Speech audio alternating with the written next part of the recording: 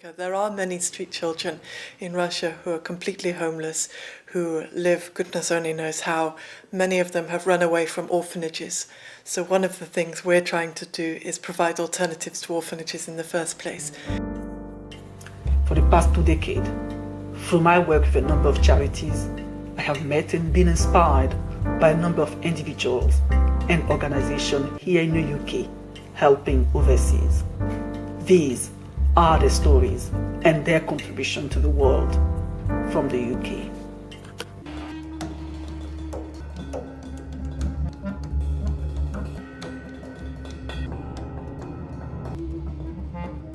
We got started in perestroika in the early 1990s when Russia's economy was in complete collapse and there was no food in the shops.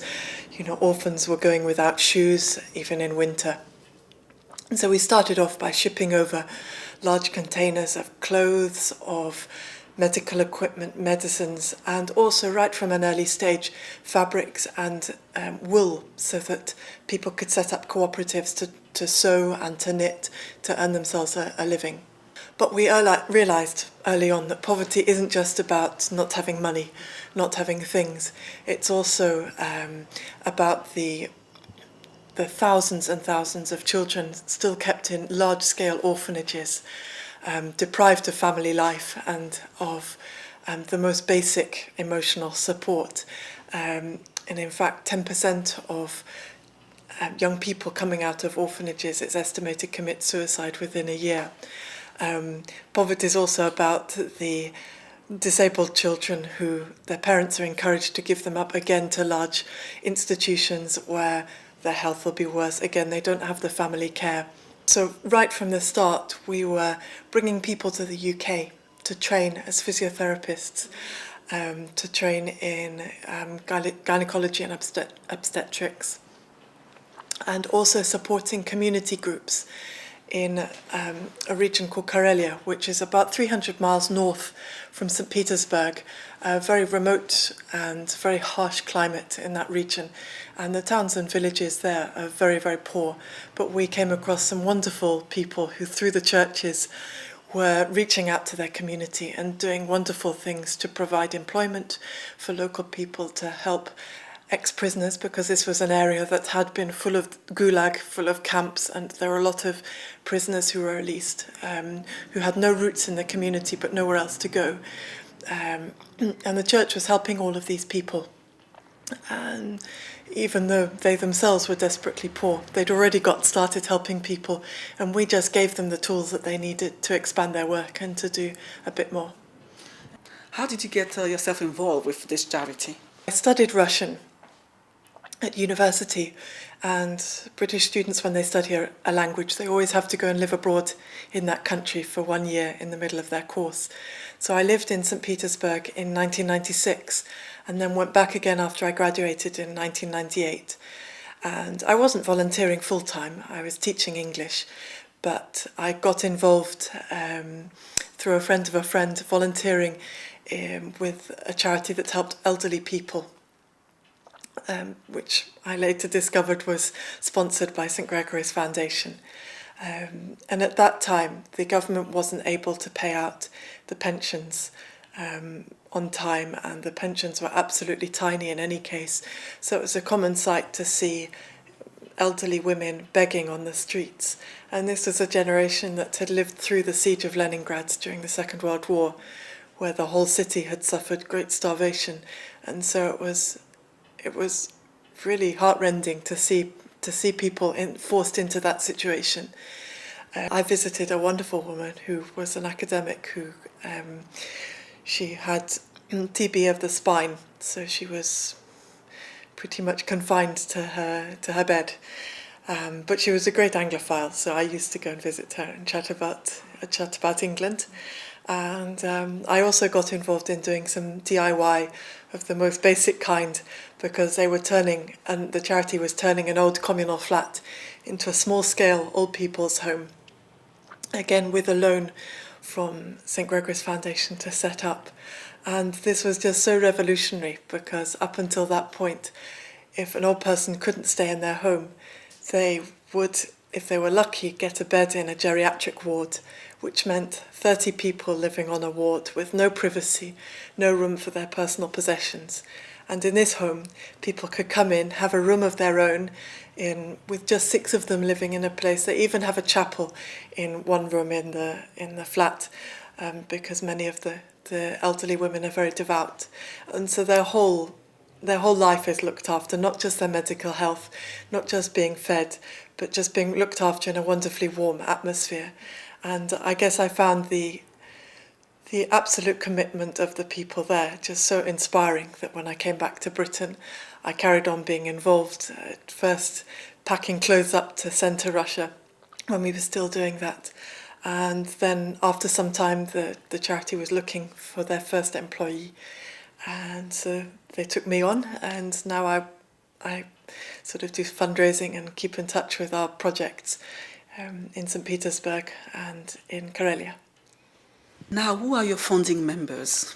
We were founded by a woman called Irina von Schlipper, who, despite her German name, is Russian in origin, although she'd never lived in Russia. She went to Russia for the first time in 1990. As a teacher, she took a sabbatical and taught in a Russian school in St. Petersburg for a term.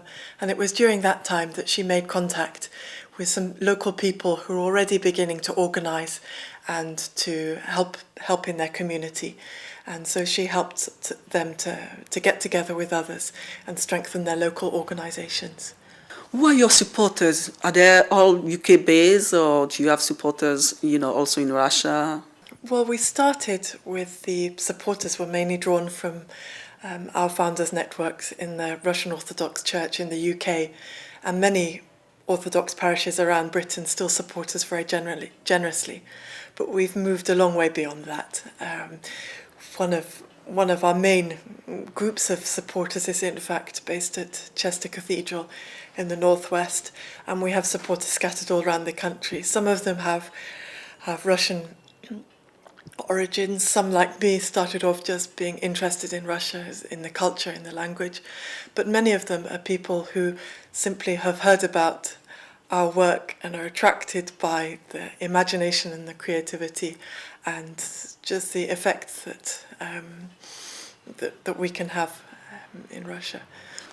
Would you be able to tell me a bit more about street children? I've read somewhere that you have street children in Russia. I mean, are we talking about the same kind of problem we have in Africa? There are many street children in Russia who are completely homeless, who live goodness only knows how.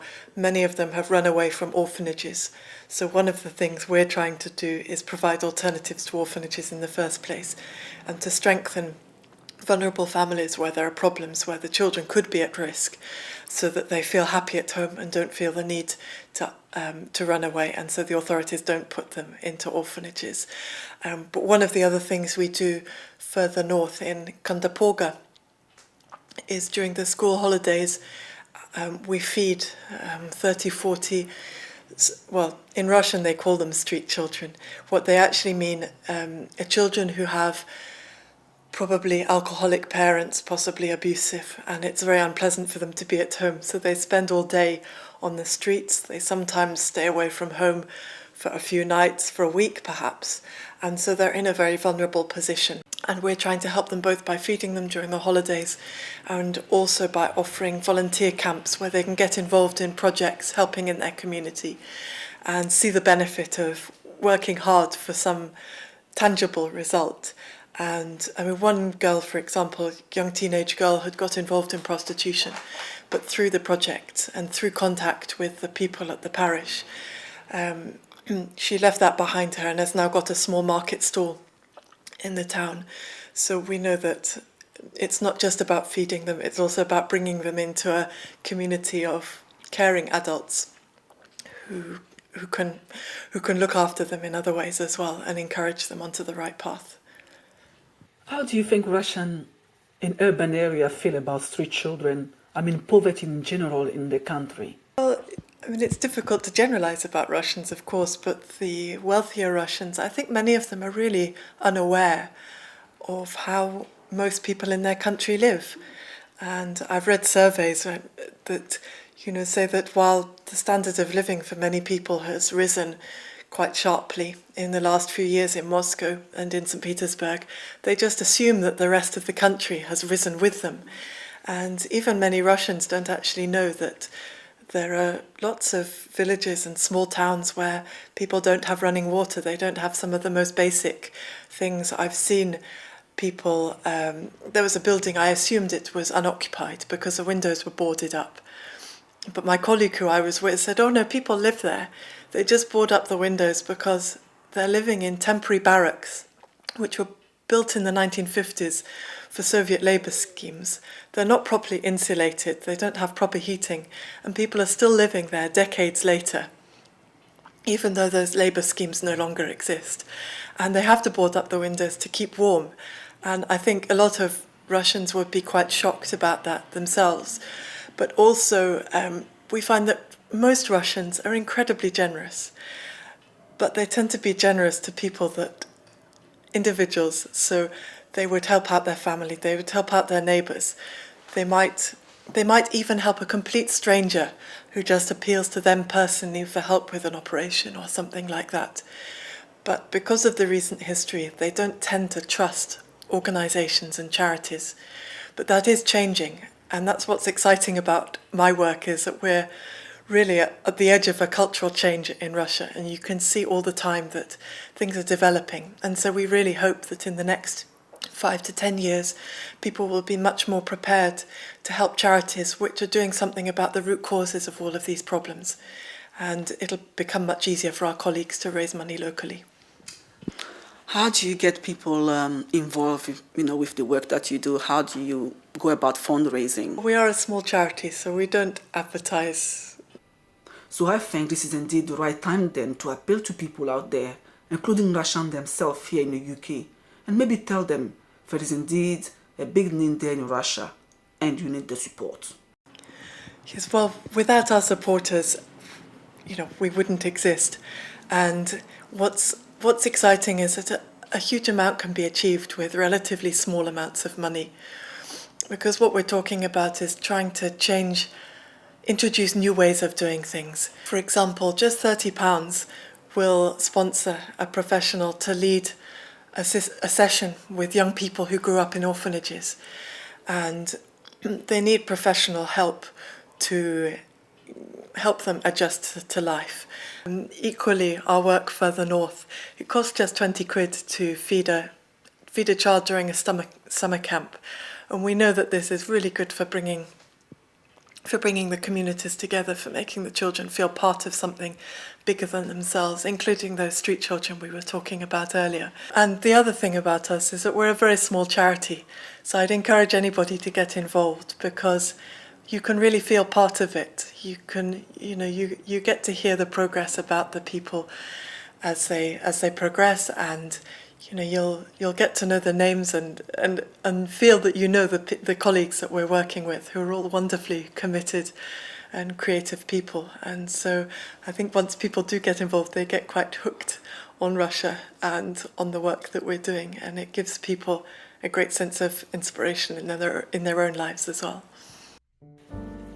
The social problem facing children, teenagers, parents, old people and carers in Russia and the former Soviet Union are real. St Gregory's Foundation needs our support to continue tackling these problems. So to get involved, please visit www.stgregory'sfoundation.org.uk. Where I made my play for love.